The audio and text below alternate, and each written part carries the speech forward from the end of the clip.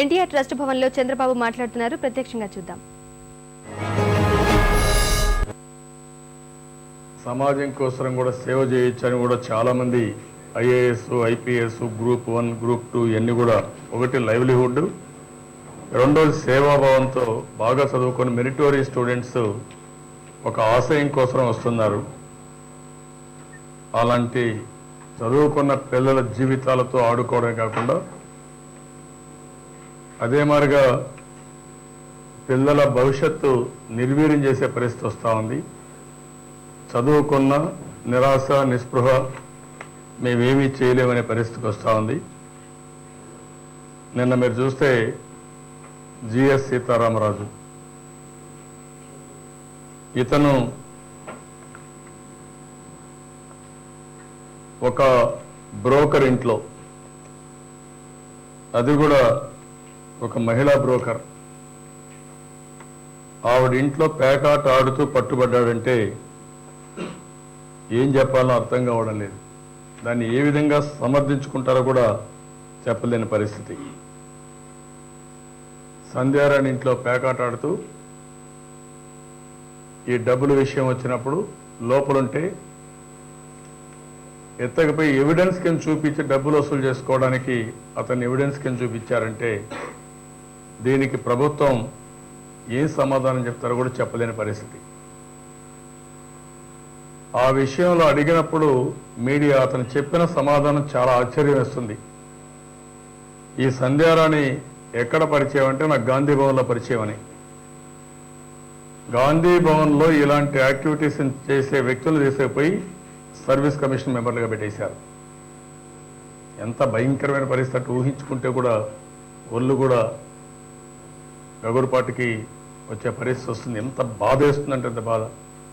ఒక పవిత్రమైన స్థానం ఏపీపీఎస్సీ. పిల్లల ఉద్యోగాలు ఇంపార్షియల్గా మెరిట్ ప్రకారం ఎక్కడా ఎలాంటి ప్రలోభాలకు లోను కాకుండా నీతి నిజాయితీగా సెలక్షన్ జరగాల్సిన అవసరం ఉంది. ఆంధ్రప్రదేశ్లో అత్యున్నతమైనటువంటి రిక్రూట్మెంట్ ఏజెన్సీ ఏపీపీఎస్సీ.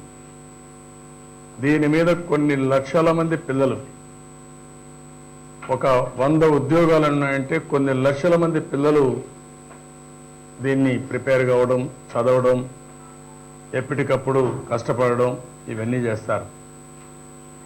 అలాంటిది ఇప్పుడు ఇది జరిగిన తర్వాత ఇంత టైం అయినా ఈయన గత చరిత్ర కూడా మేము చూస్తే విచిత్రమైన చరిత్ర. ఈయన గ్రేటర్ హైదరాబాద్లో ఒక కార్యకర్త. అదే మాదిరిగా ఈయన మీరు చూస్తే 2004లో చంద్రాయనగుట్టలో పోటీ చేశాడు. అది ఈయన చరిత్ర. అలాంటి వ్యక్తి ఇక్కడ ఈరోజు పట్టుబడే పరిస్థితి వచ్చింది. రెడ్ హ్యాండ్గా పట్టుబడినా ఇంతవరకు ఆయన రాజీనామా చేయడం లేదు. ముఖ్యమంత్రి సమీక్ష చేసిన దాఖలాలు లేవు. దీనికి ముఖ్యమంత్రి సమాధానం కూడా చెప్పే పరిస్థితిలో కూడా లేడు. ఇంకొక వ్యక్తిని మీరు చూశారు మొన్నే. ఒక వ్యక్తి వైఎస్కు పిఏగా పనిచేశాడు. ఆయన కె రిపుంజయ్ రెడ్డి. ఆయన మొత్తం ఉద్యోగాలన్నింటిలో అంత మునుపు ఇల్లు కూడా లేదు ఆయనకు. అలాంటి వాడు 100 కోట్ల రూపాయలు సంపాదించాడు. ఆయన్ని రికమెండ్ చేసింది ఆయన దగ్గర ఆ రోజు సెక్యూరిటీలో ఉన్నటువంటి ఒక వ్యక్తి, అంగరక్షకుడు సూర్యుడు. ఆయన ఫంక్షన్ కూడా ఈయన అటెండ్ అయ్యాడు, స్వేరింగ్ అండ్ సెరమనీకి. ఆయన్ని అరెస్ట్ చేయడం, జైలుకు పోవడం, రాజీనామా చేయడం ఇవన్నీ జరిగే పరిస్థితి వచ్చింది. ఈరోజు మీకు సర్వీస్ కమిషన్ రూల్స్ చూస్తే చాలా స్పష్టంగా 50% సర్వీస్లో ఉండే వాళ్ళని రిక్రూట్ చేయాలి. ఎవరిని రిక్రూట్ చేసినా ఒక నీతి నిజాయితీ ఇంపార్షియల్గా ఉండాలి, క్యారెక్టర్ ఉండాలి, చదువుకున్న వాళ్ళు ఉండాలి. ఈరోజు రిక్రూట్మెంట్ అంతా కూడా చేసేవాళ్ళు వీళ్ళ క్వాలిఫికేషన్ చూస్తే విచిత్రంగా ఉంటాయి. అందరూ డిగ్రీ. ఇంటర్వ్యూలకు వచ్చే వాళ్ళందరూ ప్రొఫెషనల్స్, అంటే ఇన్ ది సెన్స్ ఎంబీబీఎస్, ఎండీలు లేకుంటే ఇంజనీర్లు, పోస్ట్ గ్రాడ్యుయేట్స్, పిహెచ్డీస్ వాళ్ళని వీళ్ళు ఇది చేస్తారు, ఇంటర్వ్యూలు చేస్తారు. ఉదాహరణ మీరు చూస్తే అన్ని పేర్లు కూడా ఎంత భయంకరం అంటే ఇవన్నీ చూస్తూ ఉంటే భయం వేస్తుంది, బాధ వేస్తుంది. ఒక వ్యక్తి రాస్తాడు, గుబ్బా చంద్రశేఖర్ అని ఒక వ్యక్తి. ఆ వ్యక్తి రాసి సత్తెనపల్లి ఎమ్మెల్యే టికెట్గా ఆశించి విఫలమవుతాడు. ఆయన ఆశయాలు, అంబిషన్స్ ఆయన అప్లికేషన్లో పెట్టారు. ఆయన అంబిషన్ ఏంటంటే రాహుల్ గాంధీని ప్రధానిగా చేయడం, చూడడం. రెండోది 2009 ఎన్నికల్లో కాంగ్రెస్ పార్టీని గెలిపించి మరోసారి అధికారులు తేవడం. మూడోది దేవుని తెలియదు కానీ పేదలకు సహాయం చేయడం. ఇది ఈయన ambition.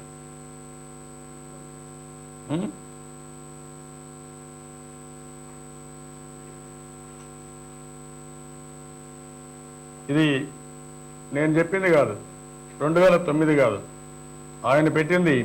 To see Rahul Gandhi as prime minister of India, number 1. Number 2, to see the Congress party again in power in the next assembly elections. Number 3, to see the poor and needy people of the society, to serve, to bring the Aryavysya community, అది ఒకటి పెట్టుకున్నాడు. అంటే ఈయన application ఆగా మేఘాల పైన process అయిపోయింది ఆ రోజు ముఖ్యమంత్రి రోసే గారు ఉండగా. చాలా దారుణం ఇది. ఎంత ఇదంటే అప్లికేషన్ ఇచ్చిన తేదీ 18, అప్పటి ముఖ్యమంత్రి ప్రతిపాదనలు పంపించింది 19 గవర్నర్కి, గవర్నర్ ఆమోదించింది 21, నియామక ఉత్తర్వులు 23, 18 నుంచి 23కి అప్లికేషన్ అంతా క్లియర్ అయిపోయింది. 19/12/2009, 18/12/2009. అంటే ఎక్కడికి ఇప్పుడు మొత్తం చూస్తే దీంట్లో ఉన్న అప్లికేషన్లన్నీ మీరు ఒకసారి మొత్తం 7 మంది ఉన్నారు మెంబర్లు. ఇప్పుడు 7 మంది మెంబర్లు ఉంటే ఒక ఆయన ఎండి నౌమాన్ బిఎస్సి, నంద్యాల మున్సిపల్ చైర్మన్గా మాజీ చైర్మన్ అయిన నంద్యాల మున్సిపాలిటీలో 99 అసెంబ్లీ కాంగ్రెస్ టికెట్పై పోటీ చేసి ఓడిపోయాడు. ఇది ఆయన బయోడేటా. రెండో జె మాలిక్, బీకామ్, మహిళా కాంగ్రెస్ కార్యకర్త, హైదరాబాద్, ఆవిడ ఒక సర్వీస్ కమిషన్ మెంబర్. మూడో వ్యక్తి పి రవీంద్రరావు. ఇది విచిత్రంగా ఈ రవీంద్రరావు మీరు చూస్తే బయోడేటా ఏం చెప్పాలో అర్థం కాదు. కానీ ఈ రవీంద్రరావు రాస్తాడు ఆయన బయోడేటాలో, ఏమని రాస్తాడంటే 81-88లో ఉప సర్పంచ్, ఖానాపూర్ మేజర్ గ్రామ panchayat. 92-95 president PSCS Bhimandi mandal, Khanapur. 92-95 president district marketing cooperative society, Hyderabad. 95-2000 elected as member of Zilla Parishad ZPTC, Adilabad, and Congress floor leader in Zilla Parishad. అతను ఒక మెంబరు. అదే అప్లికేషన్ పెట్టుకొని ప్రాసెస్ చేశారు. అంటే ఎంత టూ మచ్ అంటే ఏంటి, ఎక్కడికి పోతున్నావు, అడ్మినిస్ట్రేషన్ ఏమవుతుంది. ఇది ఆయన బయోడేటా. ఆయనే ఇచ్చాడు బయోడేటా, ఫైల్లో ఉన్నాయి ఇప్పుడు కూడా. ఇంకెవరికేం చెప్పాలో నాకైతే అర్థం కావడం లేదు. ఇంకొక ఆయన రిపుంజిరెడ్డి చెప్పాను నేను. ఈయన బయోడేటా ఏంటి, ఈయన class 2 officer in LIC India. LIC ఆఫీసర్గా మామూలుగా ఏజెంట్ అవుతాను, ఆఫీసర్ అవుతాడు. ఆయన్ని ఇక్కడ తీసుకొచ్చి ఈయన్ని పెట్టారు. ఇంకొక ఆయన నేను ఇంతకుముందు చెప్పినట్టు గుబ్బాల చంద్రశేఖర్. ఈయన కాకుండా ఇంకొక ఆయన చూస్తే సీతారామరాజు. సీతారామరాజు మీరు చూశారు, ఇప్పుడు గ్రేటర్ హైదరాబాద్లో 2004లో ఆయన పోటీ చేశాడు. మొత్తం 5 మంది ఉంటే 5 మంది కూడా ఈ కోవకు చేరిన వారు. ఒక ఆయన మాత్రం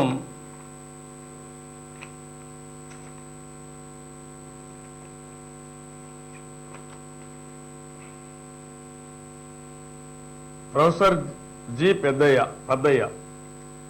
ఈ జి పెద్దయ్య ఎంత ఘనకారుడు అంటే కేంద్ర మంత్రి ఆశీస్సులు కాంగ్రెస్ పెద్దలు అండదండలు ఉన్నాయనే ఉద్దేశంతో పరీక్షకి 1 గంట ఆలస్యంగా మనుషులు వస్తే 9 మందిని లోపలికి పంపించాడు. గుంటూరు జిల్లా కలెక్టర్ కూడా రిపోర్ట్ పంపించాడు ఆయన పైన యాక్షన్ తీసుకోమని. ఇంతవరకు యాక్షన్ లేదు. వీళ్ళు సర్వీస్ కమిషన్ మెంబర్లు. ఇంకొక ఆయన బిస్వాల్ కథ మీకు అందరూ తెలుసు. ఆయన గురించి సర్వీస్ ఐఏఎస్ ఆఫీసర్గా నేను మాట్లాడడం లేదు. ఇప్పుడు 6 మంది ఉంటే 1+6 7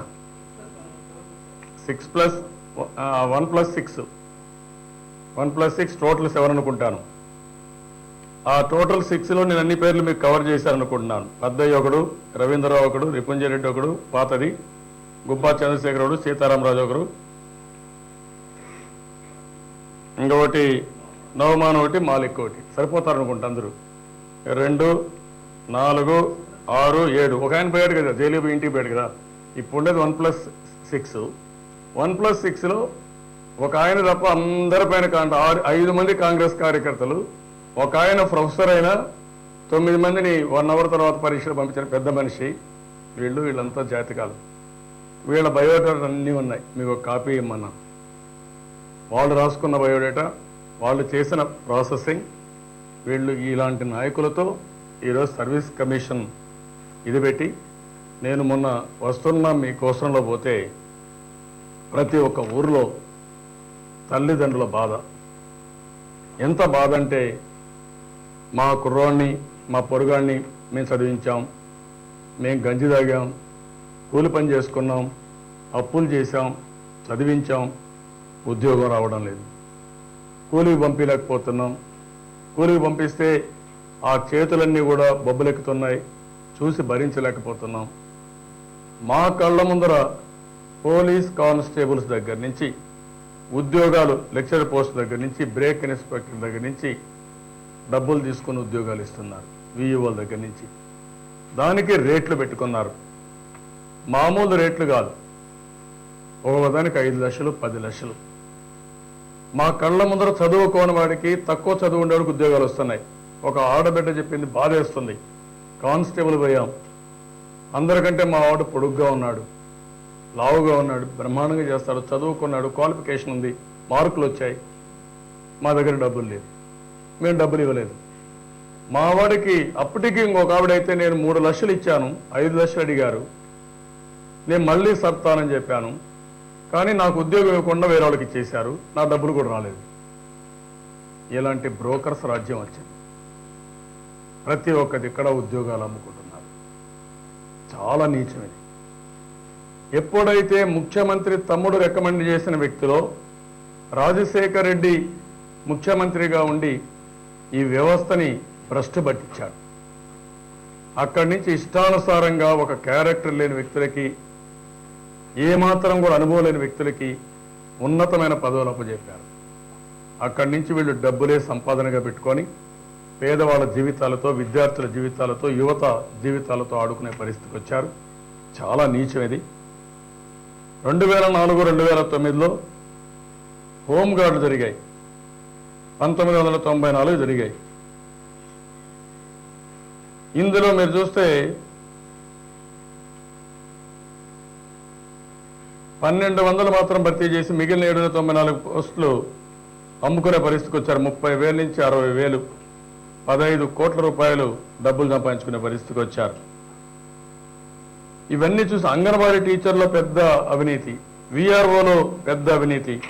ఇవన్నీ చూసిన తర్వాత రేచల్ చటర్జీ చైర్మన్గా ఉన్నప్పుడు ఈ చిన్న చిన్న పోస్టులకి ఓరల్ ఇంటర్వ్యూస్ అవసరం లేదు, రిటర్న్ ఇంటర్వ్యూస్ మామూలుగా మార్కులు ఉన్నాయి, ఆ మార్కులు బేస్ చేసుకుని ఉద్యోగాలు ఇస్తామని ఆవిడ నిర్ణయించింది.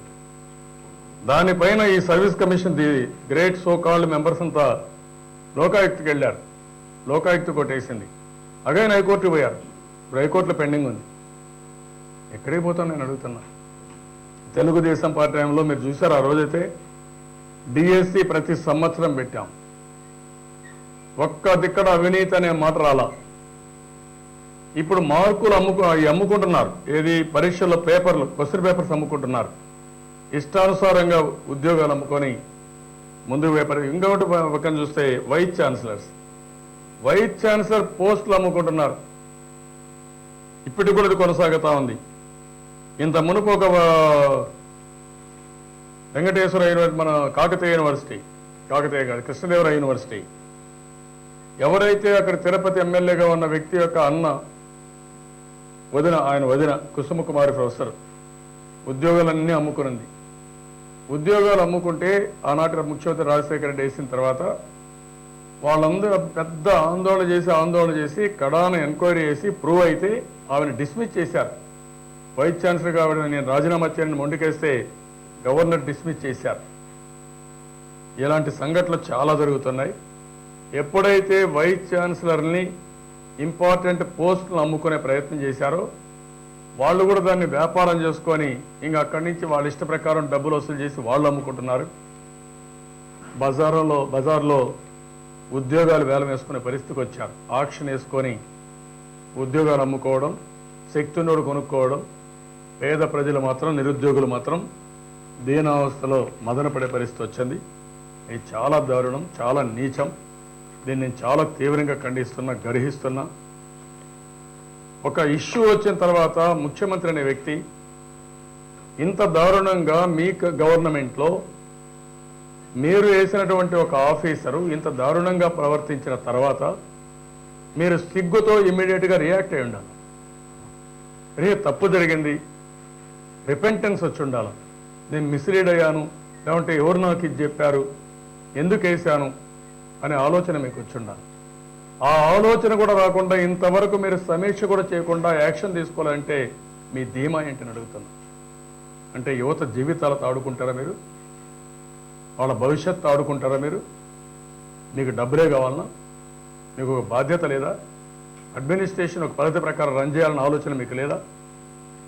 మంత్రుల అవినీతి, వీళ్ళు వేసే పోస్టింగ్ల అవినీతి, వాళ్ళు పోయి కలెక్షన్లు, కడాన ప్రజల జీవితాలను కూడా అతలాకుతలమయ్యే పరిస్థితి వచ్చింది. పేదవాళ్ళ కష్టాలు అయ్యే పరిస్థితి వచ్చింది. టోటల్గా ఏపీపీఎస్సీ ప్రక్షాళన జరగాలి. అందరూ రాజీనామాలు చేయాలి. రాజీనామాలు చెప్పి అందరినీ డిస్మిస్ చేయాలి. డిస్మిస్ చేసి ఇమ్మీడియట్గా ప్రక్షాళన చేసి ఒక మంచి వ్యక్తుల్ని, అవినీతికి ఆధారం లేకుండా, అవకాశం లేకుండా ఏమేమి గైడ్లైన్స్ ఇస్తామో ఆ గైడ్లైన్స్ ఇచ్చి తర్వాతనే ఉద్యోగాలు రిక్రూట్ చేయాలి తప్ప మీరు అమ్ముకోవడానికి ఉద్యోగాలు రిక్రూట్ చేయడానికి వీలు కాదు. వీళ్ళకి ఆదాయం వస్తుంది. ఎవరైతే అర్హులైన వ్యక్తులు అభాగ్యులుగా మిగిలిపోయే పరిస్థితి వస్తూ ఉంది. ఇమ్మీడియట్గా ప్రక్షాళన చేయాలి. ప్రక్షాళన చేయకపోతే ప్రక్షాళన జరిగే వరకు తెలుగుదేశం పార్టీ వదిలిపెట్టాం. Will fight it out.